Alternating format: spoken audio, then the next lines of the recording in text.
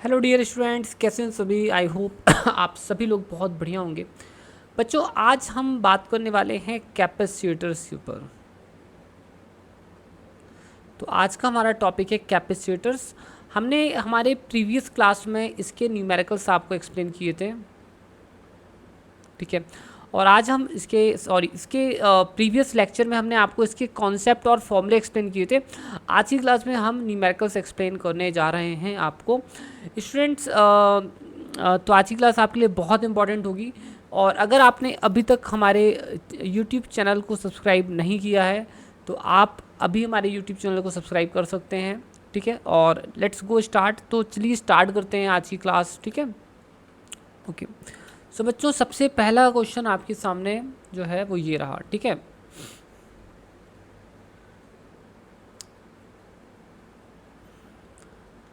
बच्चों, इस क्वेश्चन में हमसे बोला है, इन दिस क्वेश्चन हमसे बोला गया है the equivalent capacitance of the system shown in the circuit is. तो इस सर्किट का इक्विवेलेंट कैपेसिटेंस क्या है ये हमें पता लगाना है। What is the equivalent capacitance of this circuit. तो बहुत इजी है। देखो, ये दोनों पैरेलल में है ना, तो ये हमारा हो जाएगा पॉइंट ए 3 माइक्रोफराड। इन दोनों को, ये दोनों मतलब पैरेलल में है तो डायरेक्टली एड अप हो जाएंगे एज पर द फॉर्मूला। तो ये हो जाएगा 6 माइक्रोफराड। और अब इन दोनों के बीच का अगर हमें निकालना है तो इन दोनों का कैपेसिटेंस होगा, इक्विवेलेंट कैपेसिटेंस होगा इस फॉर्मूले से 3 माइक्रोफराड, ठीक है, प्लस 1/6 माइक्रोफराड, ठीक है, like this. So this is going to be 1/c, so this will become, ठीक है, 3 into 6 mu square upon 3 mu plus 6 mu, so that is 18 mu upon 9, so that is going to be 2 microfarad। Okay, तो ये है बच्चों आपका answer. तो 2 microfarad कहाँ दिया है? ऑप्शन ए पर दिया है। सो this is your right answer.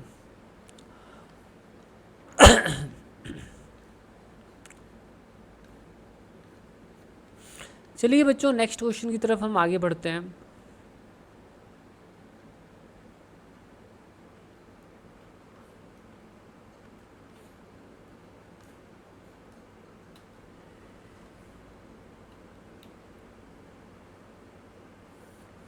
आप जब तक इसे नोट कर सकते हैं।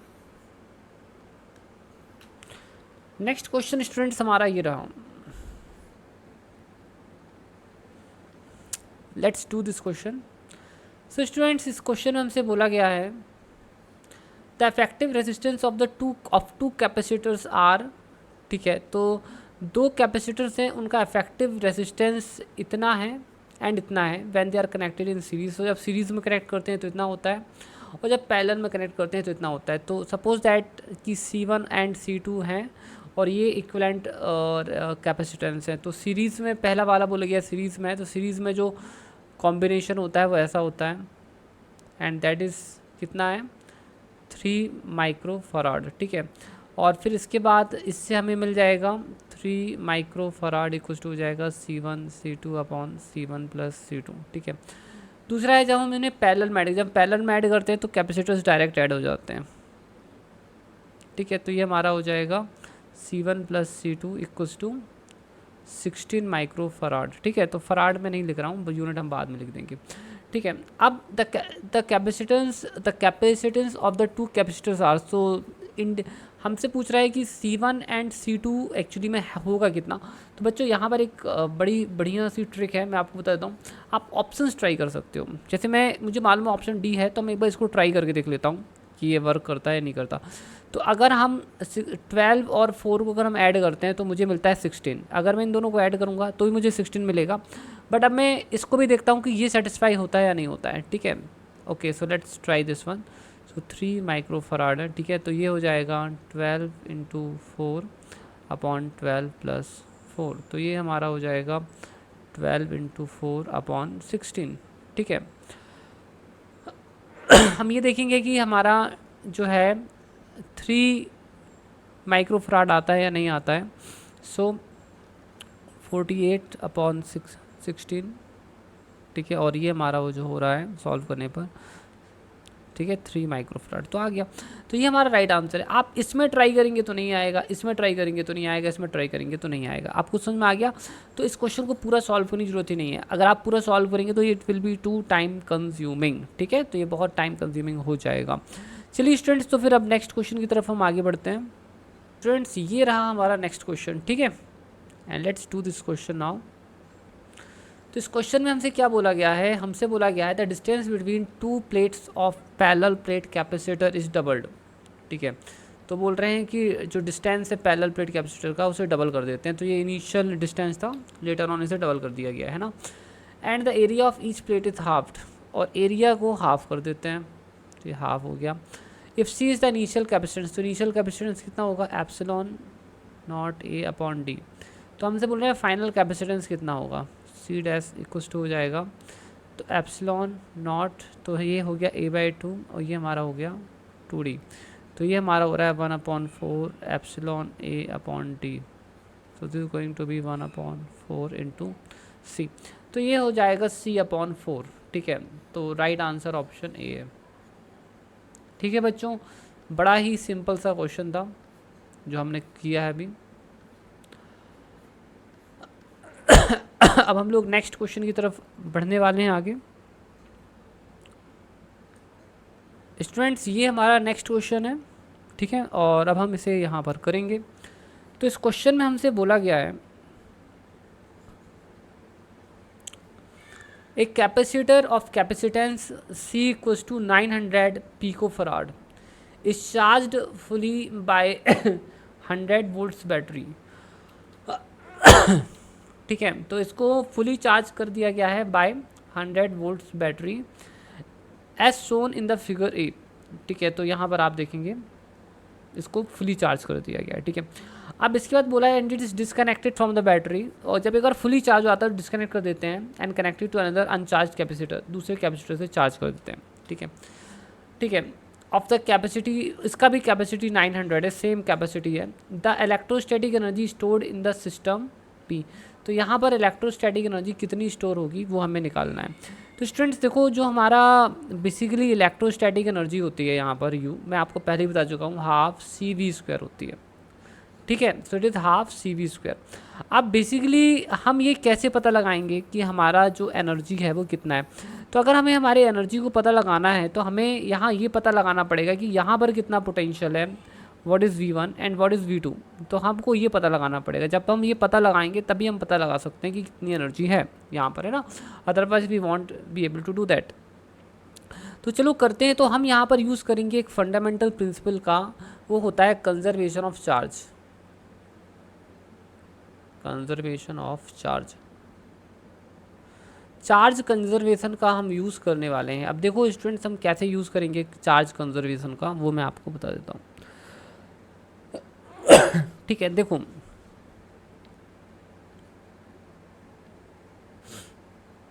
सो it's quite easy and simple. Let's go to next page. Okay, देखो पहले एक 100 वोल्ट्स की बैटरी से कनेक्ट कर दिया, तो Q इनिशियल चार्ज कितना स्टोर हुआ होगा? CV, तो ये हो जाएगा C इंटू V, ठीक है। हमें C दिया हुआ है, ठीक है, 900 पिकोफराड, ठीक है, डोंट वरी, ठीक है। इसके बाद हमें यहाँ से क्या किया गया, अब बैटरी को हटाकर यहाँ पर एक और कैपेसिटर को लगा दिया गया है, सेम कैपेसिटर, ठीक है। तो यहाँ से V1 और यहाँ हो जाता है V2। अब यहाँ फाइनल चार्ज कितना होगा? CV1 प्लस CV2, ठीक है।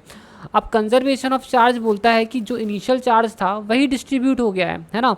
तो initial charge must be equal to final charge, so this will give us CV equal to हो जाएगा CV1 plus CV2, right.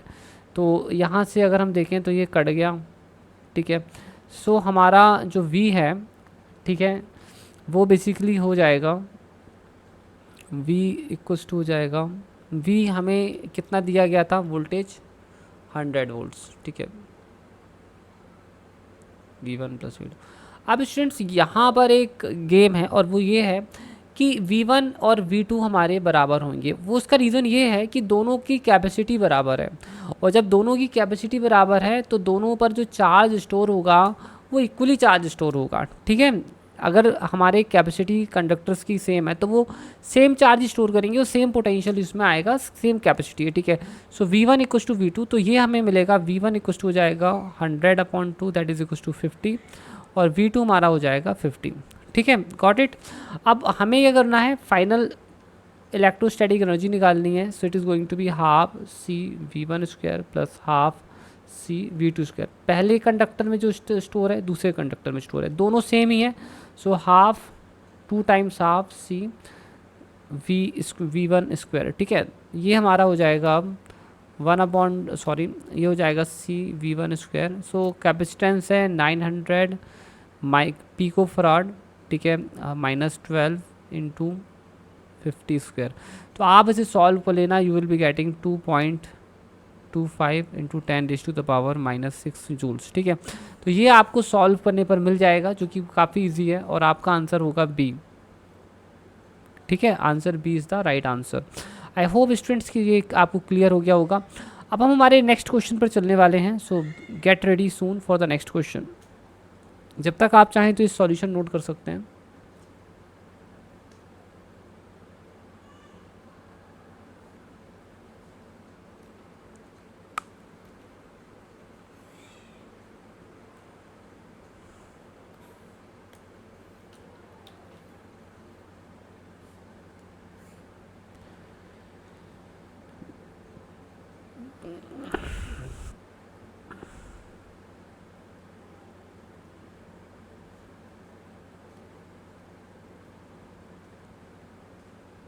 Okay, so students अब हमारा नेक्स्ट क्वेश्चन ये रहा। इस क्वेश्चन में हमसे बोला गया है a parallel plate capacitor has a uniform electric field in the space between the plates. ठीक है, parallel plate capacitor has a uniform electric field E in the space between the plates if the distance between, ठीक है, if the distance between the plate is T and the area is A then the energy stored. तो यार बड़ा ही easy question है। So energy stored in the capacitor, तो energy per unit volume जो होती है वो होती है हाफ एप्सिलॉन, ठीक है, E²। ठीक है, अब एनर्जी पर यूनिट वॉल्यूम तो थी, तो एनर्जी कितनी हो जाएगी हमारी? सो एनर्जी हो जाएगी हाफ एप्सिलॉन, ठीक है, E²V। अब पैरेलल प्लेट कैपेसिटर जो होता है उसके बीच में जो वॉल्यूम होता है वो कितना होता है? तो अगर इसकी थिकनेस D है, इसका एरिया A है, तो वॉल्यूम होगा AD। ठीक है, so it is going to be E equals to half epsilon E² AD। So this is the answer. So let's see कि राइट आंसर यहाँ पर क्या है। तो यहाँ पर राइट आंसर है ये। I hope students that this is well clear to you. Students ये हमारा नेक्स्ट क्वेश्चन है, ठीक है, and let's do this question. तो इस क्वेश्चन में हमसे बोला गया है कि 6 चार्जेस, ठीक है, plus q minus q plus q minus q plus q minus q plus q minus q are fixed at the corners. The work done in bringing the charge, ठीक है, माइनस क्यू, ठीक है, sorry q not from the centre of the hexagon to the centre of the hexagon from the infinity. तो बच्चों देखो यहाँ पर ये जो 6 चार्जेस है ना वो ऐसे रख दिए गए हैं। चलो मैं यहीं पर बनाता हूँ, है ना। तो यार देखो ये चार्ज और ये चार्ज, ठीक है, एक दूसरे को कैंसिल कर देते हैं, तो यहाँ पर फोर्स की वैल्यू 0 हो जाती है। ठीक है, तो U इक्वल्स टू होता है -F.dr, तो बेसिकली गोइंग टू 0। आप देखेंगे यहाँ पर भी फोर्स 0 है और यहाँ पर भी देखेंगे इसके कारण ही फोर्स 0 है, तो यहाँ कोई फोर्स है ही नहीं। तो यहाँ पर जो पोटेंशियल है, ठीक है, वो 0 है पोटेंशियल एनर्जी, और जो इन्फिनिटी पर जो पोटेंशियल एनर्जी होती है ना, वो भी एक्चुअली में 0 ही होती है। तो एक्चुअली में जो वर्क डन होगा यहाँ पर, ठीक है, वो चेंज इन पोटेंशियल एनर्जी के बराबर होना चाहिए। तो सीधी सी बात है 0 - 0 इक्वल्स टू 0, तो इसका राइट आंसर है 0। बड़ा इजी क्वेश्चन था। I hope students that this is clear to you now. ठीक है, नेक्स्ट क्वेश्चन पर चलते हैं। सो स्टूडेंट्स यहाँ पर देखिए इस क्वेश्चन को अपन अभी करेंगे। इसमें बोला है ना, electric dipole of dipole moment P is aligned parallel to a uniform electric field E, है ना। The energy required to rotate the dipole by 90 degree is. Electric dipole of dipole moment P is aligned parallel to the, देखो तो dipole moment जो होता है, ठीक है, जिसमें माइनस क्यू और प्लस क्यू, तो इसका डायरेक्शन होता है नेगेटिव से पॉजिटिव, एंड दैट इज़, ठीक है, अलाइन पैरेलल, तो ये इलेक्ट्रिक फील्ड जो है इसके पैरेलल है। अब ये बोलते हैं कि इसको 90 डिग्री करना है, तो कितना वर्क डन, मतलब कितना एनर्जी की ज़रूरत होगी, तो बहुत ईजी है। तो बेसिकली देखो स्टूडेंट्स, ठीक है, यहाँ पर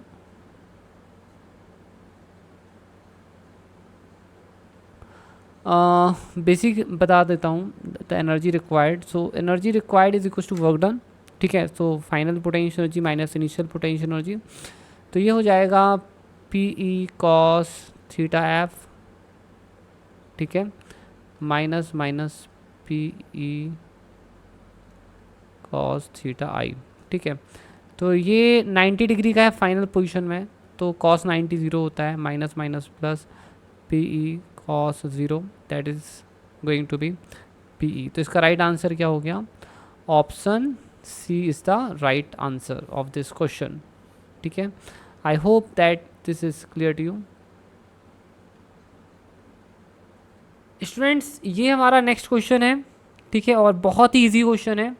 देखो इस क्वेश्चन में क्या पूछा गया है, इस क्वेश्चन से पूछा गया है an electric dipole moment P is placed in the electric field E, the dipole moment acquires a position such that the axis of the dipole, तो यहाँ पर जो इलेक्ट्रिक फील्ड है उससे डायपोल जो एंगल बना रहा है थीटा बना रहा है, ठीक है,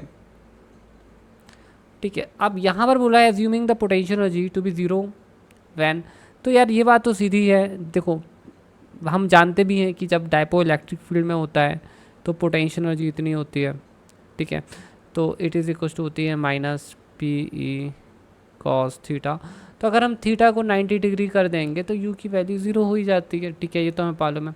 and torque and the potential, तो टॉर्क क्या होगा? अच्छा स्टूडेंट, ये एक बेसिकली फॉर्मूला बेस्ड क्वेश्चन है। टॉर्क इक्वल टू होता है पी क्रॉस ई, मतलब इसका मैग्नीट्यूड होगा टॉर्क का पी ई साइन थीटा, और अगर हम पोटेंशियल एनर्जी की बात करें तो minus P E cos theta होता है। तो इस हिसाब से अगर देखा जाए तो यहाँ पर जो राइट आंसर है वो है ऑप्शन सी। यहाँ पर सी, रुक जाइए, ठीक है, सी नहीं है, ए है, वेट, सो राइट आंसर है ऑप्शन ए, ठीक है। बहुत ही सरल क्वेश्चन पूछा गया था, ठीक है। अब नेक्स्ट क्वेश्चन पर हम चलेंगे।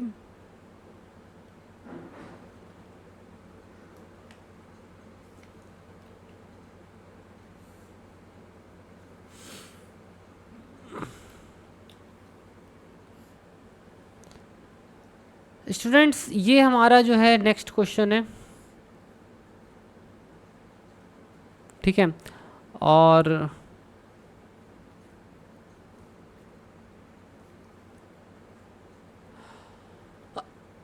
देखिए basically the potential energy of A particle in the, तो ये हमारा पोटेंशियल एनर्जी है, हमसे बोला है स्टेबल इक्विलिब्रियम में डिस्टेंस क्या होगा। तो बच्चों स्टेबल इक्विलिब्रियम जब हमें मिलता है, जब हमें इक्विलिब्रियम मिलता है तो हमारी पोटेंशियल एनर्जी मिनिमम होती है, और मिनिमम पोटेंशियल एनर्जी के लिए जो कंडीशन होती है वो होती है, ठीक है, d u upon d r should be zero and u should be minimum d two u over d r square should be, ठीक है। जो भी इसे सॉल्व करने से r equal to r naught मिलता है उस पर्टिकुलर पॉइंट पर ये हमारा ग्रेटर दैन जीरो होना चाहिए, which is the condition of the minimum.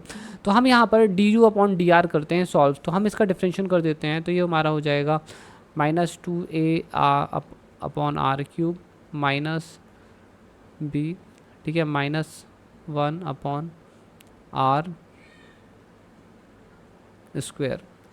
तो ये हमारा हो जाएगा 2a प्लस बी, सॉरी यहाँ आर क्यूब है, और ये हो जाएगा r, that is going to be zero, तो यहाँ माइनस है, so 2a upon r equals to हो जाएगा b and that is going to be r equals to है 2a अपॉन b।